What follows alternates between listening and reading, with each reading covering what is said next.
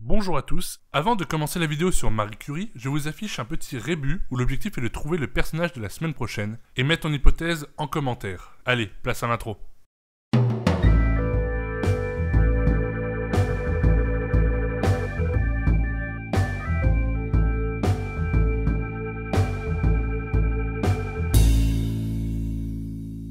Marie Curie, de son vrai nom Maria Sklodowska, est née à Varsovie le 7 novembre 1867 au sein d'une famille d'enseignants. Famille qui sera pauvre et traversée par un drame. La sœur et la mère de Maria meurent prématurément. Cette douloureuse enfance fait naître en elle une grande détermination, qui la pousse à briller dans les études. Elle rêve alors d'une grande carrière dans les sciences, domaine qui la passionne. Proche de sa famille, elle n'hésite pas à mettre un terme à ses études pour aider sa sœur Bronia, qui désire plus que tout devenir médecin à Paris.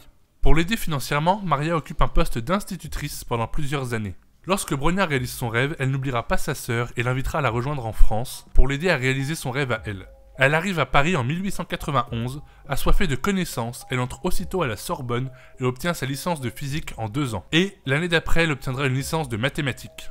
Malgré sa timidité, elle se fera un grand réseau de connaissances dans le milieu scientifique. C'est ainsi qu'elle croise la route de Pierre Curie, enseignant à l'école de physique-chimie industrielle de Paris. Tous deux se marient en 1895, un heureux événement qui ne détournera pas la jeune Marie Curie de ses objectifs. Soutenue par son mari qui partage sa passion, elle poursuit ses études et est reçue première à l'agrégation de physique. Henri Becquerel vient alors de découvrir le rayonnement naturel de l'uranium et elle décide de continuer les recherches du physicien lors de sa thèse. Elle utilisera pour la première fois le terme radioactif pour désigner ce rayonnement. Manipulant la pechblende, un minerai riche en uranium, elle tente d'y découvrir l'origine précise des radiations. D'ailleurs, parlons maintenant de la radioactivité telle que nous la connaissons aujourd'hui. C'est un phénomène qui impacte directement le noyau des atomes, des noyaux instables qui, par un phénomène appelé la désintégration, vont se séparer d'un élément pour se stabiliser. C'est lors de cette séparation que le noyau va émettre un rayonnement. C'est ce rayonnement qui, lorsqu'il nous atteint, nous irradie. Il existe 4 rayonnements différents: le rayonnement alpha, bêta-, bêta+, ou lambda. Je vous mets en description un lien qui ira plus loin dans cette explication.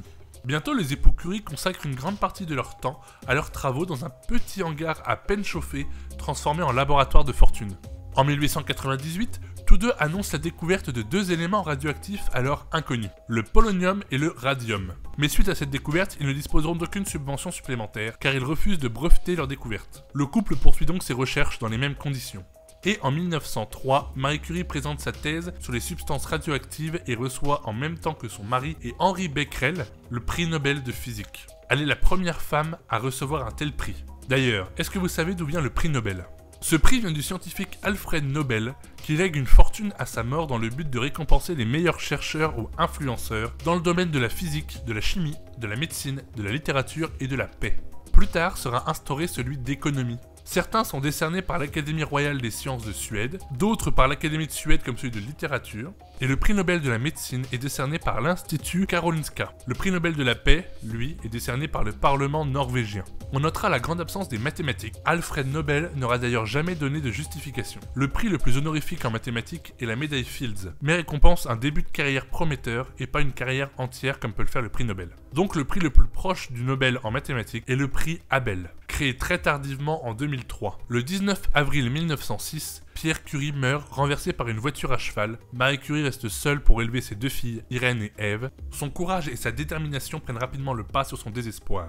Quelques mois après le drame, elle prend le poste d'enseignant de son défunt mari à la Sorbonne. Elle deviendra la première femme à obtenir ce poste. Parallèlement, elle poursuit ses recherches sur le radium, pour lequel elle obtient le prix Nobel de chimie en 1911, alors que son adhésion à l'Académie des sciences a été refusée quelques mois plus tôt. Marie Curie est donc la première personne à avoir reçu 2 fois cette prestigieuse récompense, et rien que pour cela, c'est un grand bravo. Aujourd'hui, ils sont au total 4 à avoir réussi l'exploit. En 1914, son désir de consacrer un laboratoire d'études de la radioactivité est concrétisé par la fondation de l'Institut du Radium. Elle y dirige alors la section physique-chimie. Travaillant en collaboration avec un certain Claudius, Marie Curie souhaite surtout mettre ses recherches au service de la santé. C'est donc naturellement qu'elle organise durant la Première Guerre mondiale un service de radiologie mobile pour soigner les blessés. Une fois la guerre terminée, elle travaille et enseigne à l'Institut du Radium. Elle finira même de transmettre sa passion et son savoir à sa fille aînée, Irène, qui en 1935 se verra elle aussi décerner le prix Nobel de chimie avec son mari Frédéric Joliot.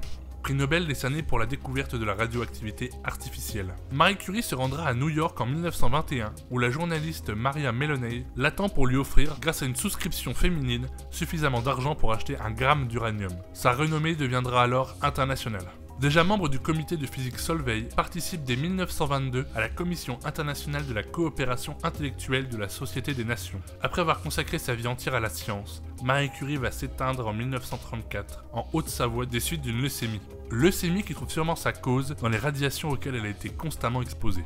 Son travail est encore aujourd'hui mondialement reconnu, ses recherches et ses récompenses sont encore et pour longtemps une grande performance dans le monde de la science. Recherches qui, comme dit précédemment, seront poursuivies par sa fille et ses petits-enfants. La radioactivité est chez eux une grande histoire de famille. Sa fille Irène décédera aussi à cause des radiations. Grâce à son travail acharné et ses découvertes, Marie Curie a permis de formidables avancées scientifiques et reste l'une des plus grandes figures féminines de l'histoire des sciences. Ces avancées ont notamment révolutionné l'imagerie médicale et la médecine, mais aussi la façon de produire de l'énergie, bien que ce soit sujet à débat. Et pour l'énergie, on doit plutôt ça à sa fille.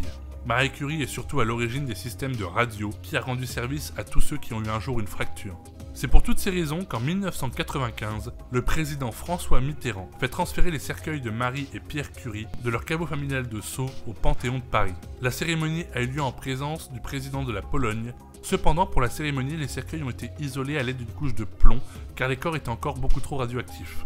Maintenant, nous allons passer aux anecdotes sur Marie Curie. Elle a été beaucoup critiquée par le public et la communauté scientifique, et notamment, voire principalement, sur des faits personnels, et non sur ses recherches.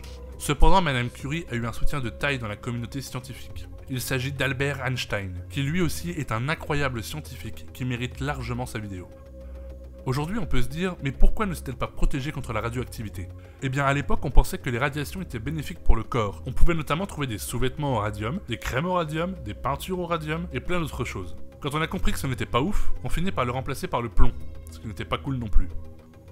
On parle souvent d'Irène, qui a poursuivi les travaux de sa mère, mais on oublie que Marie Curie a eu 2 filles. Ève, la seconde fille de Marie Curie, n'a pas eu de carrière scientifique, mais c'était une femme de lettres, elle a écrit plusieurs livres, et sa descendance aujourd'hui a continué dans la voie de l'art, et on note plusieurs métiers représentés, scénariste, réalisateur, musicien, peintre, et d'autres. C'est sur cette anecdote familiale que la vidéo va se terminer, et la semaine prochaine, nous allons parler de cinéma. Abonne-toi pour ne pas manquer ça, et moi je te dis à la semaine prochaine, et rejoins-moi sur les réseaux sociaux.